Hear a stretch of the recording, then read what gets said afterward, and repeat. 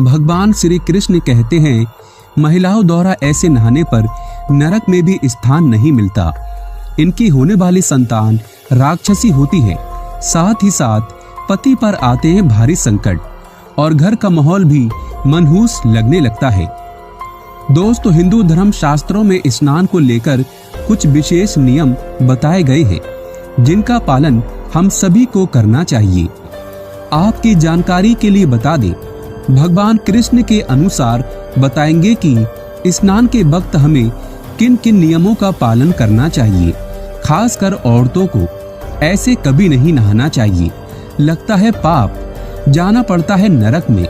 तो चलिए जानते हैं। दोस्तों, शास्त्रों के अनुसार भगवान कृष्ण ने स्त्रियों को बताया कि पूर्ण रूप से नग्न होकर स्नान नहीं करना चाहिए। दरअसल स्नान को लेकर पद्म पुराण में ये नियम बताया गया है कि हमें किसी भी परिस्थिति में पूर्ण रूप से नग्न होकर स्नान कभी नहीं करना चाहिए। ऐसा करने से मनुष्य पाप का भागीदार बनता है। पद्म पुराण में इस संबंध में एक कथा बताई गई है कि एक बार गोपियां स्नान करने नदी में उतरी तो कान्हा जी ने उनके कपड़े छिपा दिए। गोपियां जब वस्त्र ढूंढने लगी तो उन्हें नहीं मिले। तब कान्हा जी ने कहा कि वस्त्र पेड़ पर है, आकर ले लो। तो गोपियां बोली कि जब वे स्नान करने आई थी तो यहाँ पर कोई नहीं था, अब वे बिना वस्त्रों के जल से बाहर कैसे निकले।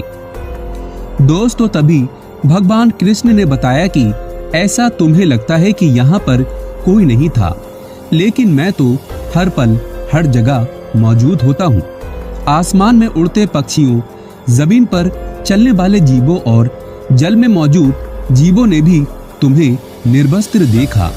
इतना ही नहीं, जल में नग्न होकर प्रवेश करने से जल रूप में मौजूद वरुण देव ने भी तुम्हें नग्न देखा।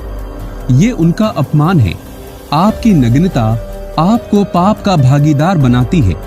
यही वजह है कि हमें एकदम निर्वस्त्र होकर स्नान कभी नहीं करना चाहिए। लेकिन दोस्तों, आजकल के इस दौर में कई लोग ऐसे हैं जो एकदम सफाचट नग्न होकर स्नान करते हैं, जो कि उनके नरक के दरवाजे खोलता है। दोस्तों, इसीलिए कम से कम एक वस्त्र पहनकर जरूर स्नान करना चाहिए, ताकि नरक ना भोगना पड़े।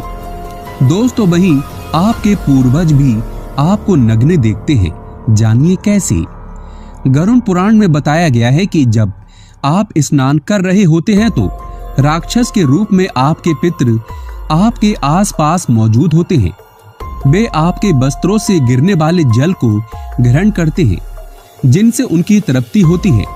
निर्वस्त्र स्नान करने से पितृ नाराज होते हैं, जिनसे व्यक्ति का तेज, बल, धन और सुख नष्ट हो जाता है और पितृ दोष भी लगता है।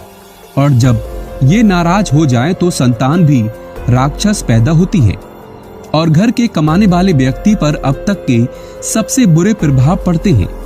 इसीलिए कम से कम एक वस्त्र तो आप जरूर पहनकर नहाएं। दोस्तों, बाथरूम गंदा छोड़ने से राहु केतु का पड़ता है बुरा प्रभाव और जब राहु केतु व्यक्ति पर लग जाए तो उसे कंगाल करके ही छोड़ते हैं। दरअसल कई लोग नहाते समय बाथरूम को गंदा ही छोड़ देते हैं और गंदे बाथरूम में ही स्नान करते हैं, जो कि ऐसा करने से दुष्ट गरीबी आती है। राहु केतु नाराज हो जाते हैं। माना जाता है कि गंदे स्थान पर नहाने से और गंदा बाथरूम छोड़ देने से राहु केतु आपका विनाश कर देते हैं। वो आपका पीछा तब तक नहीं छोड़ते जब तक वो आपको कंगाल नहीं बना देते और आपके परिवार को भी बर्बाद कर देते हैं। इसीलिए राहु केतु को कभी नाराज मत होने देना। साथ ही साथ शनि भी रुष्ट हो जाते हैं। राहु केतु के कारण ही काल सर्प दोष लगता है। इसीलिए बाथरूम को हमेशा साफ स्वच्छ रखना चाहिए और व्यक्ति के गंदा रहने से भी मनहूस गरीबी आती है, क्योंकि गंदे व्यक्ति को राहु केतु आगे बढ़ने नहीं देते। संसार में जितनी भी सड़क या अकाल दुर्घटनाएं होती हैं, वो राहु केतु व शनि की कूड़ दृष्टि पड़ने के कारण ही होती है। इसीलिए सतर्क रहें और पवित्र रहें।